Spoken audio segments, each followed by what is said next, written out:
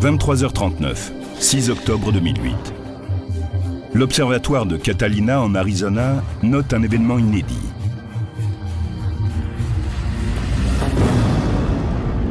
Un astéroïde de la taille d'un 4x4 arrive en hurlant vers la Terre à une vitesse de 43 000 km/h.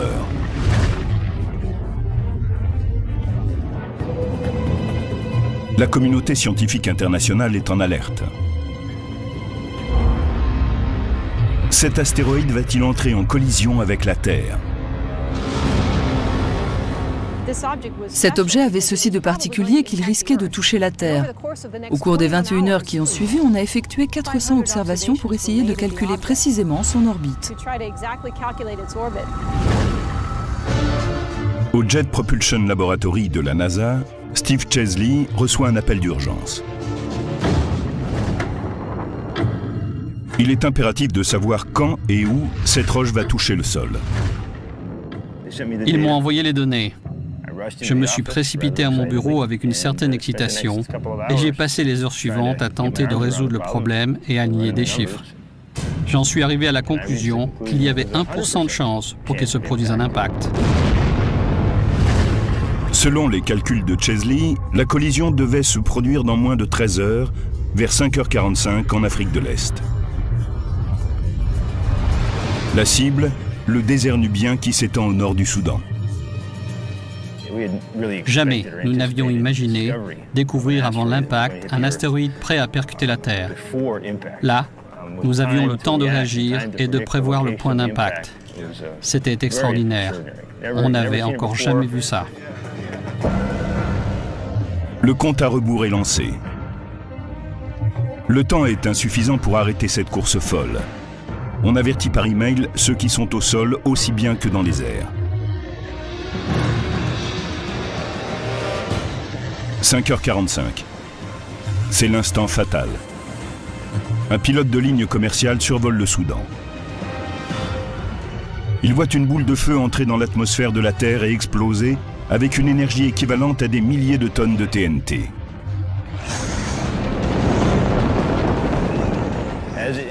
En entrant dans l'atmosphère, il s'est enflammé et s'est mis à briller. À un moment, les tensions exercées sur l'objet sont devenues si énormes à cause de la pression de l'atmosphère qu'il a tout simplement explosé. Le même bruit qu'un avion qui passe le mur du son. Au sol, à 37 km en dessous, la population soudanaise de retour de la prière du matin entend un bruit terrifiant. Les témoins voient une boule de feu lumineuse suivie de mystérieux éclairs de lumière qui déchirent le ciel.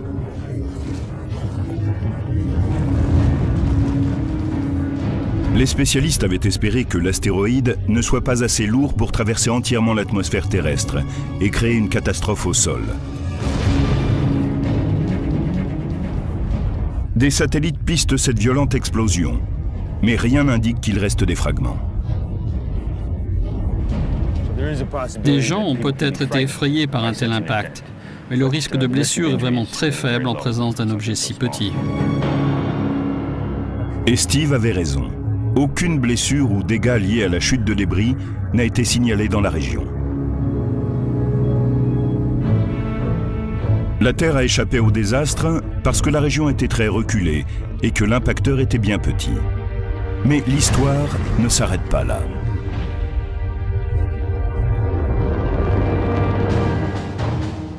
Décembre 2008. L'astronome Peter Yenniskens organise une équipe de recherche et de récupération à l'université de Khartoum au Soudan. Il est déterminé à trouver l'invraisemblable, des météorites, les fragments de l'astéroïde 2008 TC3.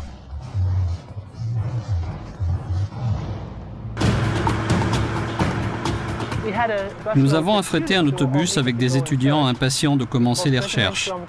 Nous avons parcouru 29 km dans le désert avant d'arriver au lieu proche de l'explosion et de chercher des petits morceaux résiduels.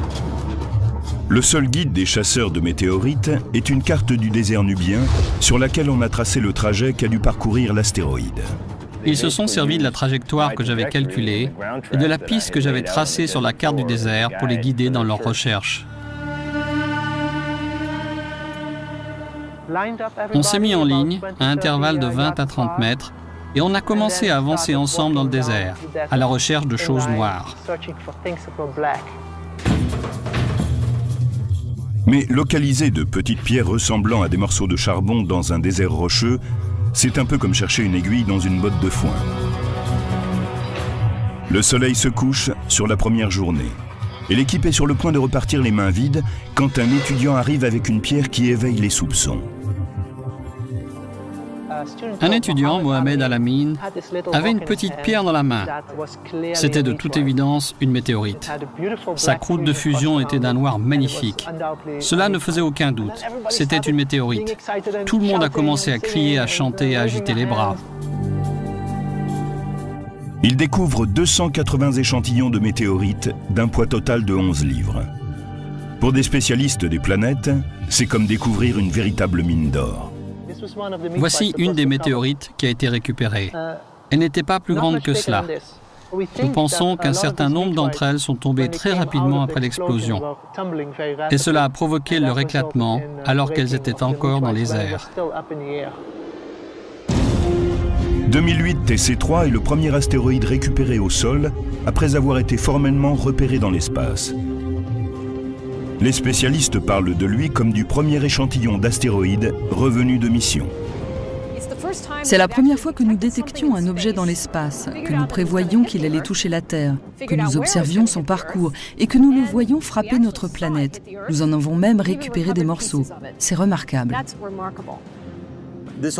Cela a été une expérience fantastique pour nous. C'était un excellent test pour nous préparer à un éventuel impact plus important qui pourrait se produire un jour dans le futur.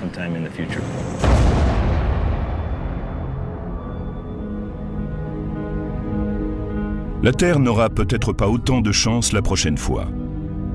Aujourd'hui, les spécialistes pensent que 2008 TC3 faisait partie d'une roche bien plus importante venue de la ceinture d'astéroïdes, une région située entre Jupiter et Mars, où les astéroïdes et les comètes ont élu résidence. Dans cette région galactique surpeuplée, les restes fossiles datant de la formation du système solaire entrent de temps à autre en collision entre eux et donnent naissance à des roches plus petites. Ce sont ces fragments qui sont susceptibles de se diriger vers la Terre. La vitesse d'impact lors d'une collision entre deux astéroïdes est assez comparable à celle d'une balle de revolver. Les astéroïdes de la grande ceinture foncent les uns vers les autres à des vitesses de plus de 17 000 km/h. Mais une balle, quand elle sort de l'arme, quitte le canon à une vitesse 5 fois inférieure. Donc cela ne contente pas de produire des fragments. Cela explose littéralement en 1000 morceaux. Nous allons recommencer et installer notre petit astéroïde artificiel à une certaine distance avant de tirer. Comme il est difficile de se procurer de vrais astéroïdes, nous allons utiliser quelque chose qui y ressemble.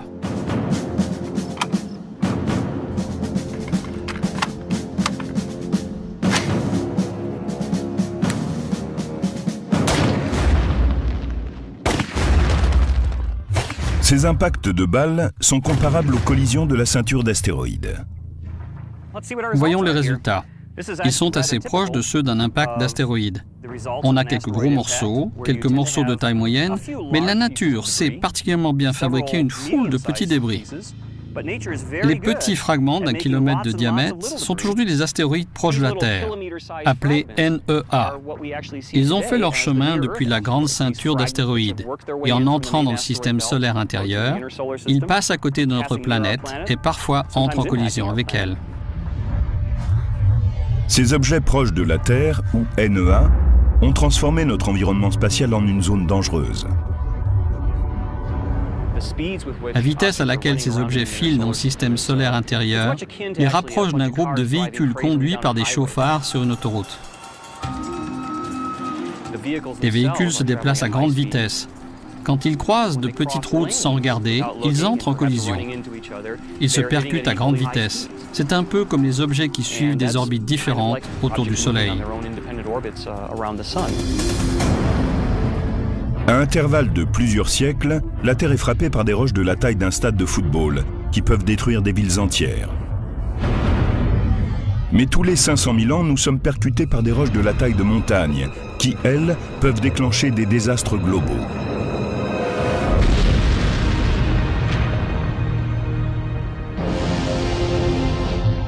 L'atmosphère de la Terre, la couche de gaz qui entoure notre planète, brûle la plupart des matériaux. Mais parfois, des objets plus grands et plus lourds parviennent à la traverser. Dès qu'ils entrent dans l'atmosphère terrestre, ils ralentissent, freinés par l'atmosphère, et perdent ainsi presque toute leur vitesse d'entrée. On aperçoit en même temps une boule de feu, et une fois qu'ils ont perdu la vitesse avec laquelle ils sont entrés dans l'atmosphère, ils ne font plus que tomber à la surface de la Terre.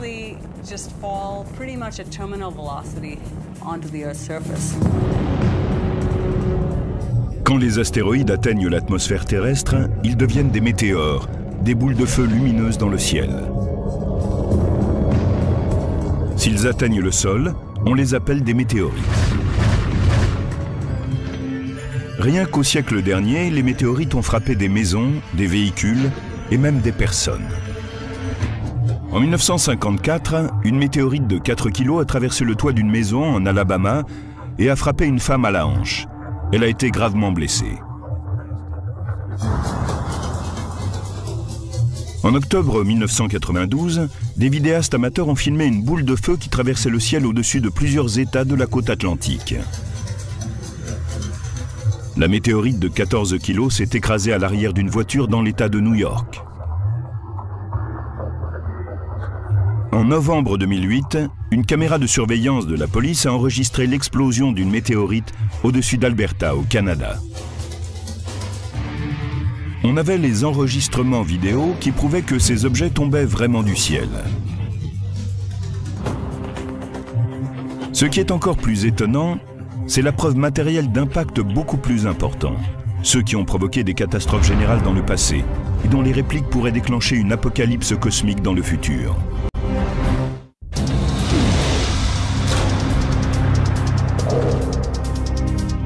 La Terre n'a pas toujours été une destination idéale pour les êtres humains.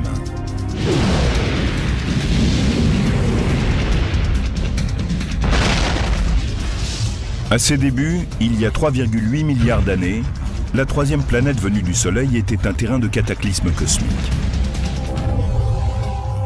Au cours d'une brève période appelée le Grand Bombardement Tardif, des milliards de débris vestiges de la formation du système solaire ont martelé de coups notre planète. Ces impacts étaient 20 000 fois plus nombreux qu'aujourd'hui. Ce qui s'est passé, c'est que Jupiter et Saturne, deux planètes géantes de notre système solaire, sont entrées en résonance gravitationnelle. Ainsi, Jupiter parcourait 2 orbites complètes autour du Soleil, tandis que Saturne n'en accomplissait qu'une. Cela a entièrement réorganisé le système solaire. Il y a eu un remaniement d'Uranus, de Neptune, de Jupiter et de Saturne, et les planètes géantes se sont déplacées plus loin. À ce moment-là, les planètes et les astéroïdes ont été envoyés valser dans le système solaire intérieur. En même temps, ces corps rocheux ont contribué à façonner notre planète naissante telle qu'elle est aujourd'hui. Voici les cicatrices de cette bataille. Seuls 170 cratères d'impact sont encore visibles sur Terre. Le temps, l'eau et la tectonique des plaques ont arasé la plupart des traces de cette ancienne période de violence cosmique. Mais on trouve des indices du passé tumultueux de la Terre sur la Lune, qui s'est formée en même temps, mais où aucun processus d'érosion ou de tectonique des plaques ne tente à faire disparaître les preuves.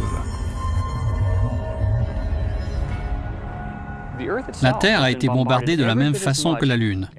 Quand on observe celle-ci dans le ciel, on voit une surface couverte de cratères et qui a été frappée au moins avec la même force.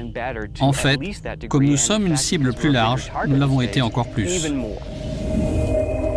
À partir du décompte des cratères lunaires, les scientifiques peuvent déduire le nombre d'impacts passés et présents sur la Terre. Les spécialistes peuvent deviner la taille et la composition des astéroïdes qui ont frappé la Terre en étudiant les caractéristiques des cratères formés. Nous allons essayer aujourd'hui de faire une expérience. Nous allons projeter des poids dans le sable et voir si nous pouvons en tirer une relation entre la taille de l'objet et celle du cratère ainsi créé.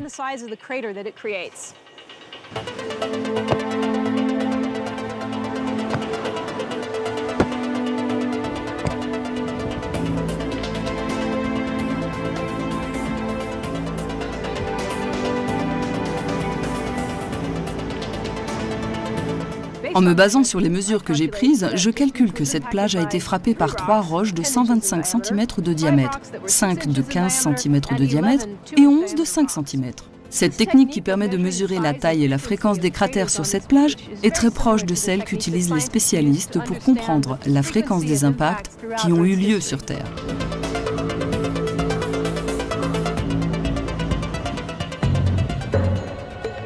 Aujourd'hui, les cratères les mieux conservés se trouvent dans des zones désertiques. Le Meteor Crater, ou cratère Barringer, situé en Arizona, est un vestige du cataclysme provoqué par des objets venus de l'espace. Les spécialistes ne font que commencer à comprendre les répercussions de ces événements d'une grande violence. Ok, lumière. Bon, on peut recommencer à 250 000. Le géologue planétaire Peter Schultz a mis au point un nouveau type d'expérience pour simuler des cratères d'impact sous la surface. Au département de la NASA consacré au tir vertical de projectiles à très haute vitesse, la VGR, Schultz utilise un énorme canon à gaz léger de calibre 30 qui tire des projectiles sur différentes cibles à l'intérieur d'une chambre à vide. Aujourd'hui, nous allons essayer de regarder à l'intérieur du cratère quand il se forme. Pour cela, nous allons utiliser un bloc acrylique. Il est transparent, si bien qu'on peut observer le cratère quand il grandit, mais de l'intérieur plutôt que de l'extérieur. Cette petite bille représente l'astéroïde qui va percuter la Terre. Et maintenant, allons à l'intérieur. Nous sommes dans la chambre d'impact. C'est là où tout se passe. La bille va y pénétrer à une vitesse de 6 km par seconde. Elle va frapper ce bloc transparent, puis nous allons regarder ce qui se produit sous le sol quand l'astéroïde frappe la surface de la Terre.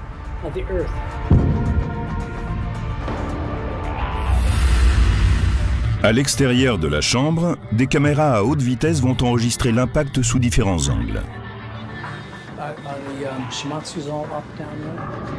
Dans la salle de contrôle, Schultz surveille le moniteur avec nervosité. High voltage.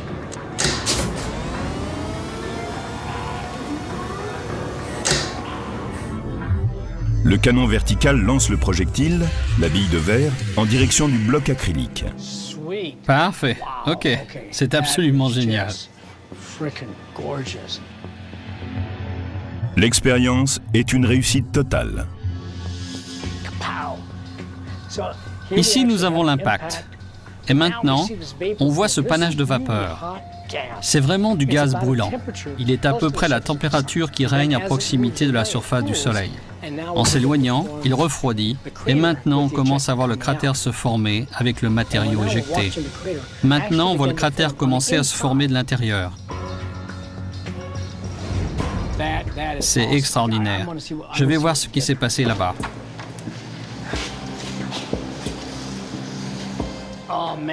On y est arrivé. À présent, on peut observer comment ces failles se sont développées avec le temps.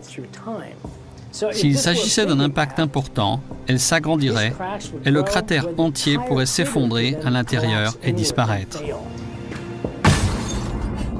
Les expériences sur les impacts au sein du département de la NASA ont éclairé notre connaissance des immenses destructions opérées par des astéroïdes tombés de l'espace. Quand on observe un impact, on ne voit pas seulement des crevasses et des craquelures. On voit aussi un panache de vapeur en train de se déployer. Tout cela affecte les formes de vie et par conséquent leur survie. Si cela venait à se reproduire de nouveau sur Terre, cela provoquerait une destruction encore plus importante.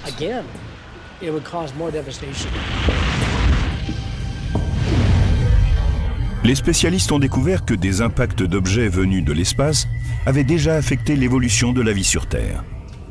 Nous savons que le flot de météorites frappant la Terre était beaucoup plus important par le passé qu'aujourd'hui. Il y a eu, par exemple, un grand impact il y a 65 millions d'années, à la limite entre le Crétacé et le Tertiaire.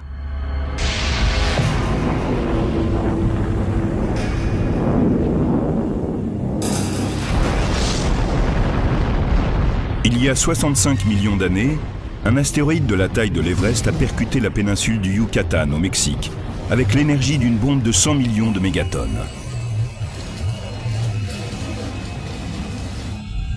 L'impact a donné naissance à un cratère sous-marin de 160 km de large qui a été découvert dans les années 1980. Les spécialistes ont déterminé que cet impact avait déclenché des événements atmosphériques susceptibles d'avoir provoqué une extinction de masse. 75% des espèces préhistoriques, dont les dinosaures, auraient alors été anéanties.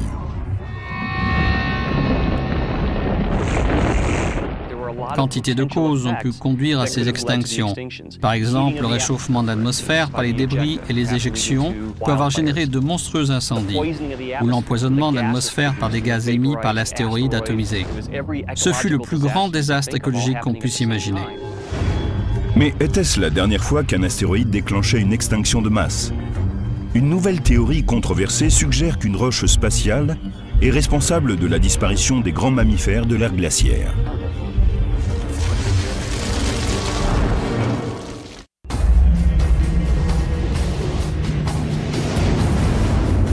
Les spécialistes meurent d'envie de savoir ce qui s'est produit il y a 13 000 ans. L'ère glaciaire touchait à sa fin. Le continent nord-américain était peuplé de grands animaux comme le mammouth laineux, le mastodonte, le paresseux géant ou Megatherium ou l'ours à face courte. Mais quelque chose a provoqué la disparition de 35 groupes d'espèces, d'après les vestiges fossiles que nous possédons. Beaucoup pensent que ce sont les paléo-indiens chasseurs-cueilleurs qui peuplaient l'Amérique du Nord qui ont exterminé les grands mammifères. Mais un récent indice étonnant laisse penser qu'un objet venu de l'espace pourrait avoir mené à leur perte ces créatures géantes. Il y a 13 000 ans, le climat a changé d'un seul coup et de façon dramatique. Il semble qu'un objet extraterrestre, une grande météorite, un astéroïde ou une comète, ait explosé dans l'atmosphère.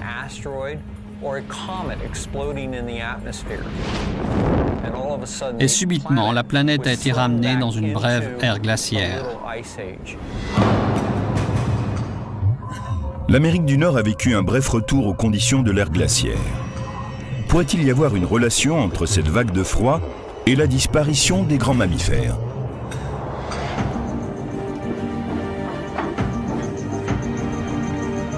L'archéologue Ken Tankersley affirme avoir déterré la preuve d'un impact cosmique dans une caverne de l'Ohio.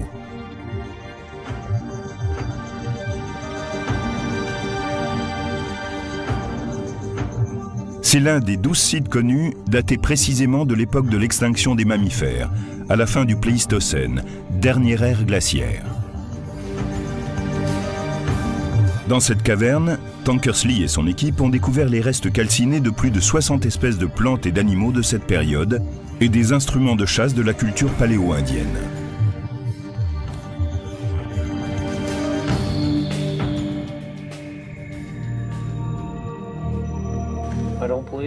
C'est incroyable. Voici une pointe paléo-indienne en os. Elle est faite à partir d'une côte de grands mammifères, un animal semblable au mastodonte américain. Ce qui est fascinant dans cet objet, c'est que celui qui l'a fabriqué a sans doute été témoin de l'événement survenu il y a 13 000 ans. Tankersley dit que la plupart des os qu'il a découverts ont vécu un incendie dont l'intensité n'avait rien à voir avec un feu de forêt.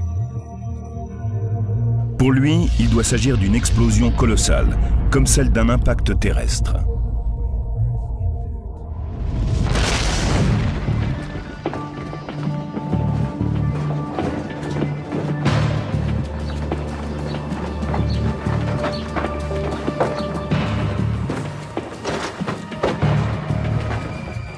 Pour les archéologues, c'est une trouvaille exceptionnelle. Regardez ce que nous avons ici. Ce qu'il veut nous montrer est caché dans une couche géologique appelée strate noire, vieille de 12 900 ans. Ce type de strate a été découvert dans plus de 50 endroits en Amérique du Nord.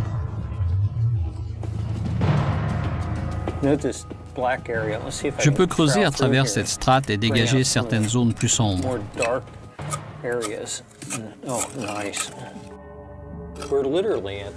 À cet endroit, nous sommes en contact avec la fin de la dernière période glaciaire. Cette strate supérieure, oxydée, correspond au moment où les grands mammifères se sont éteints. Certains spécialistes ont déclaré avoir trouvé à l'intérieur de cette couche de sédiments des preuves indubitables d'un impact cosmique. Des sphérules de carbone produites par des feux intenses. Des diamants choqués exposés à des températures et des pressions extrêmes. Des lonsdaleïtes, une forme hexagonale du diamant qu'on ne trouve que dans les météorites. Et des micrométéorites, minuscules morceaux de fer et de nickel venus de l'espace extérieur. Si on prenait un aimant et qu'on le passe sur cette couche oxydée, je suppose qu'on ramasserait des micrométéorites. Vous voyez comment les sédiments y adhèrent. Une météorite sera attirée par cet aimant, tout comme le fer qui s'y colle ici.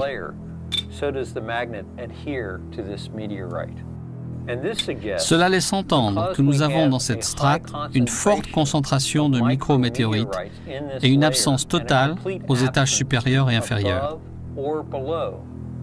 Il y a 13 000 ans, il s'est produit ici un événement catastrophique.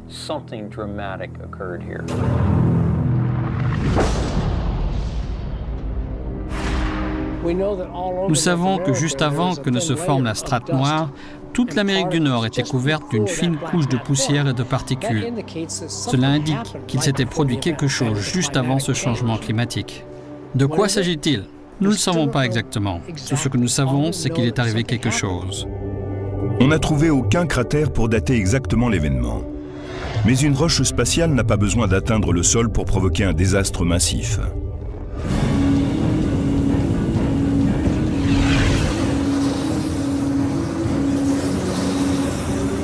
En 1908, un corps rocheux a percuté l'atmosphère à 10 km au-dessus de la Tunguska, une zone sauvage de la Sibérie. L'événement a libéré une énergie équivalente à 5 mégatonnes de TNT.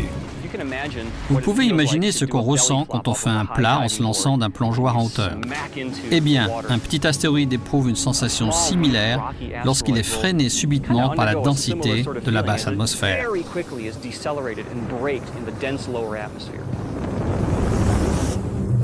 Juste après l'explosion au-dessus de la Tunguska, une onde de choc intense et une explosion d'air chaud se sont déplacées jusqu'au sol, puis dispersées. Le phénomène a anéanti presque 1600 km² de forêt.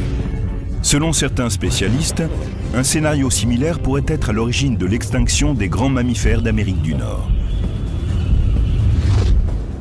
Et c'est une comète et non un astéroïde qui pourrait être la coupable. Contrairement aux astéroïdes, ces boules de neige sales contiennent davantage de glace et de gaz qui tendent à se disperser avant d'atteindre la surface. Si une comète était tombée vers la Terre et avait explosé dans l'atmosphère, elle se serait dispersée en matériaux éjectés vers le bas. On aurait également vu toute une gamme de dépôts derrière elle. Il y aurait eu un fort incendie sur une large zone. Et tout ce qui se trouvait à l'intérieur de la zone d'impact aurait été détruit. En même temps, cela n'aurait pas eu d'effet immédiat sur le reste de la planète, mais juste à l'intérieur de la zone d'impact. Selon cette théorie de la comète paléo-indienne, les profonds changements climatiques ont provoqué l'extinction des mammouths d'Amérique du Nord. Mais contrairement à ce que beaucoup croient, un petit nombre d'entre eux a survécu dans différentes régions du monde jusqu'à 2000 ans avant Jésus-Christ. Et on possède une preuve archéologique qui indique que la culture paléo-indienne ne s'est pas éteinte avec cet éventuel impact. Ces populations se sont simplement adaptées au changement de l'environnement. Lorsque les animaux traqués par les populations paléo-indiennes ont disparu du paysage, celles-ci ont dû changer leurs habitudes de chasse et de cueillette. On ne peut dire avec certitude qu'une comète est à l'origine de cet événement paléo-indien. Mais l'homme contemporain pourrait-il survivre à un impact terrestre? Il se pourrait bien que nous ayons à en faire l'expérience. En ce moment même, des spécialistes des météorites parcourent la Terre à la recherche de ces messagers venus du ciel. Ces roches spatiales détiennent les mystères des impacts passés et, comme s'en aperçoivent à l'heure actuelle les spécialistes, les clés des événements à venir.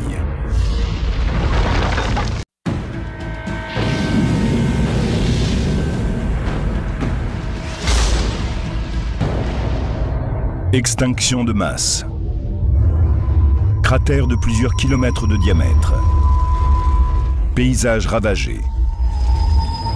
Tout cela est la marque d'objets venus de l'espace. Depuis la formation du système solaire, des météorites font irruption sur notre planète. Mais où trouve-t-on ces roches ? Le plus facile pour découvrir ces météorites est d'arpenter les régions sèches et désertiques comme le Sahara ou les déserts froids comme l'Antarctique. La végétation y est rare et il n'y a guère d'autres roches avec lesquelles on pourrait les confondre. Mais des météorites tombent sur toute la surface de la Terre sans région de prédilection. La cosmochimiste Meenakshi Wadhwa a parcouru le monde à la recherche de météorites. Aujourd'hui, elle supervise dans une université la plus importante collection de météorites au monde. Voici la collection de météorites du Center for Meteorite Studies de l'Université de l'État d'Arizona. Il y a 3 types de météorites. Elles peuvent être rocheuses, mi-roches, mi-fer ou riches en fer. Mais la plupart de ces 3 types contiennent une certaine quantité de métal. C'est ainsi qu'on peut distinguer les roches terrestres des météorites, en observant la teneur en métal de l'objet. Il y a une autre façon de distinguer une météorite d'une roche terrestre. Une croûte de fusion se forme sur les météorites lorsqu'elles traversent l'atmosphère terrestre. La plupart des météorites que l'on a découvertes viennent de la ceinture d'astéroïdes située entre Jupiter et Mars. Mais on en compte pourtant près d'une quarantaine issues de la Lune et de Mars. Ici, il y a sans doute eu un grand astéroïde qui a touché la Lune ou Mars et qui a éjecté des morceaux de la croûte de ces 2 objets. Ces fragments sont probablement tombés sur ces planètes alors instables et ont continué leur chemin vers la Terre. Voici un morceau de météorite lunaire. Nous pensons qu'il provient de la partie montagneuse de la Lune.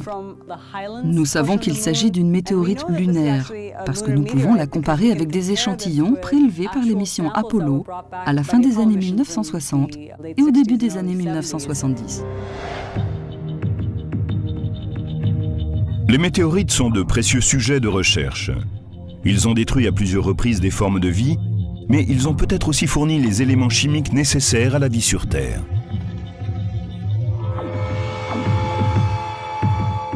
Voici peut-être une des météorites les plus étudiées au monde. Elle est tombée en 1959 au Mexique. Une chose intéressante à noter à propos de cette roche, c'est que ces grains blancs sont peut-être parmi les solides les plus anciens du système solaire. Ils dateraient de sa formation il y a 4,5 millions d'années. Ces grains blancs, combinés aux éléments chimiques de l'atmosphère et à des composants organiques terrestres, ont peut-être produit un mélange d'acides aminés qui sont les éléments premiers de la vie. Les météorites ont donc joué un rôle très important dans la formation de notre planète et dans l'évolution de la vie sur la Terre. Il se peut que les météorites aient fourni les éléments nécessaires à la naissance de formes de vie. Mais elles peuvent aussi être une source d'inquiétude quand elles arrivent sans prévenir.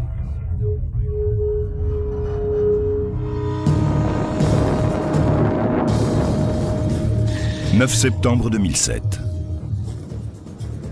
Ce jour-là, une dangereuse météorite, filant dans le ciel comme l'éclair, a touché le sol près de la ville péruvienne de Carancas, à la frontière bolivienne. Les débris se sont dispersés sur un cercle de 180 mètres de diamètre et la météorite a creusé un cratère de plus de 15 mètres de large et 5 mètres de profondeur. Un homme qui roulait à vélo a été renversé. Un autre, qui regardait dans la direction opposée, s'est vite retourné et a vu l'objet frapper la terre et un grand panache s'élever au-dessus. En parlant avec les villageois, on s'est aperçu qu'ils n'avaient aucune idée de ce que c'était. Ils se disaient qu'il devait s'agir d'une manœuvre militaire, parce qu'ils sont tout proches de la frontière avec la Bolivie. Les spécialistes ont rassuré les habitants de la région en leur expliquant que c'était une météorite et non un missile qui avait donné naissance à ce cratère. Mais après l'événement, très vite, beaucoup de villageois se sont plaints de maux de tête et de nausées. Ils sont sans doute tombés malades à cause du soufre ou de la fine poussière qu'ils avaient inhalée. Les vapeurs venaient probablement du matériau qui suivait la météorite et qui a été atomisé en arrivant dans l'atmosphère. Le choc a sans doute provoqué en plus la libération de gaz. Mais une roche spatiale peut-elle libérer des substances nocives? Les films de science-fiction et les théories conspirationnistes affirment que des météorites pourraient diffuser sur notre planète des bactéries ou des virus mortels. Mais quelle est la réalité et quelle est la fiction? La probabilité qu'il se produise un tel événement est très faible. Si une roche faisait cela sur Terre et qu'une forme de vie microbienne survive, elle trouverait notre atmosphère très toxique. Un microbe qui a évolué dans un environnement sans oxygène ne peut pas survivre longtemps dans un milieu avec oxygène.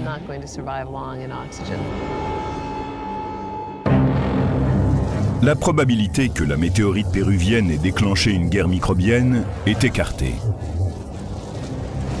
Mais si elle avait touché un village alentour, les conséquences auraient été bien plus graves.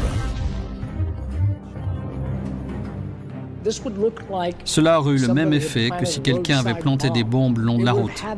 Il y aurait eu un trou si vaste qu'il aurait englouti plusieurs véhicules. L'impact de la météorite péruvienne illustre encore une fois le caractère imprévisible des objets qui tombent du ciel.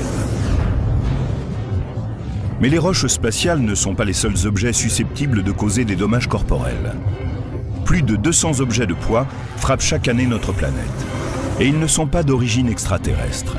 Ils ont été fabriqués par l'homme.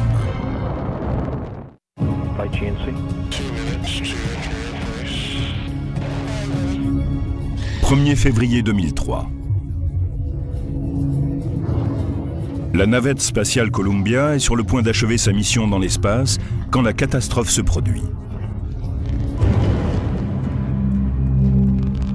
La navette se désintègre au moment de sa rentrée dans l'atmosphère terrestre. Les débris tombent sur le Texas, la Louisiane et l'Arkansas. Les 7 membres d'équipage sont morts. Au moment de la rentrée dans l'atmosphère, la température s'élève. Certains éléments essentiels ont cessé de fonctionner correctement et finalement, l'appareil entier s'est montré défaillant. Les débris se sont répandus sur une vaste zone. Les catastrophes lors de la rentrée dans l'atmosphère d'un vaisseau spatial sont rares, mais les débris abondent. Depuis le début de l'ère spatiale, les fusées ont lancé des milliers de satellites en orbite autour de la planète. Et le résultat, c'est que nous avons pollué l'espace avec des étages de fusées, des satellites hors d'usage, des réservoirs de carburant, aussi bien que des clous, des boulons et des résidus de collision ou d'explosion. Ces débris flottent à l'abandon au-dessus de la planète, comme dans un dépôt d'ordures cosmique. Et parfois, certains retombent sur Terre. Il s'agit de savoir quand et où. Les objets qui rentrent dans l'atmosphère risquent réellement de toucher une personne en arrivant au sol. «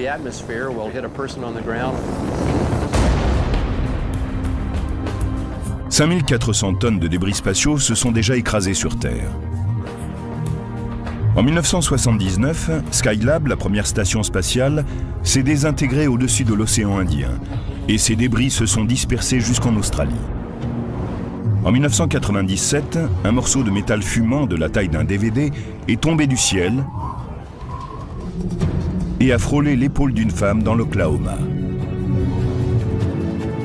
Elle n'a pas été blessée, mais à des centaines de kilomètres de là, ce réservoir en acier inoxydable a atterri près d'une ferme au Texas. Les 2 éléments faisaient partie du même étage d'un lanceur Delta II. C'est un débris d'un lanceur qui était en orbite depuis 9 mois. Il est rentré dans l'atmosphère au-dessus du Canada et du nord des États-Unis. En descendant, il a dispersé un certain nombre de fragments autour de lui. Celui-ci était le morceau le plus important. À El Segundo, en Californie, des spécialistes de l'Aerospace Corporation étudient les débris spatiaux pour découvrir les matériaux qui résistent à la rentrée dans l'atmosphère et minimiser ainsi les risques dans l'avenir. Voici les vestiges d'une fusée qui a placé un satellite GPS en orbite. Elle a été trouvée en Arabie Saoudite. C'est en titane. C'est un matériau qui a un seuil de fusion très élevé. C'est une des raisons pour laquelle il est si bien conservé. Il se déplaçait à une vitesse d'environ 200 km/h quand il a touché le sol. Pourquoi ces objets retombent-ils sur Terre? La plupart des débris spatiaux se trouvent dans l'orbite basse de la Terre, à environ 950 km au-dessus de la surface de la planète.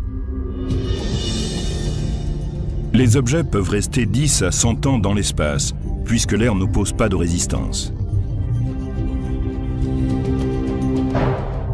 Mais ils peuvent également subir un déclin d'orbite. Ils perdent alors leur énergie à cause de la faible résistance atmosphérique et la force gravitationnelle de la Terre va les attirer dans son atmosphère. Certains satellites tombent assez vite et d'autres après un long délai, simplement parce qu'ils commencent à frôler l'atmosphère terrestre avec une force qui va croissante avec le temps. Cette petite force va finir par les attirer hors de leur orbite et c'est à ce moment-là qu'ils rentrent dans l'atmosphère terrestre. La plupart des débris s'enflamment au cours de la rentrée et sont pulvérisés. Mais certains morceaux plus solides, composés d'acier inoxydable ou de titane, résistent à des chaleurs exceptionnelles. Après avoir traversé les régions denses de l'atmosphère, ils tombent en chute libre. Ils frappent la surface terrestre à une vitesse assez faible, disons 45 mètres par seconde ou 240 km/h. C'est bien là le problème. On a un objet qui passe d'une vitesse orbitale à une vitesse quasiment nulle en un temps relativement court. La communauté spatiale internationale impose maintenant de nouveaux équipements, parmi lesquels un système de propulsion qui assure que les rentrées dans l'atmosphère s'effectuent au-dessus des océans. La communauté internationale s'est mise d'accord sur un risque acceptable d'environ 1 pour 10 000 pour la rentrée dans l'atmosphère.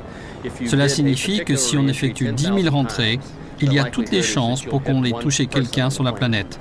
Donc si vous dépassez cet objectif, vous devez faire rentrer le matériel dans une zone sûre comme un océan.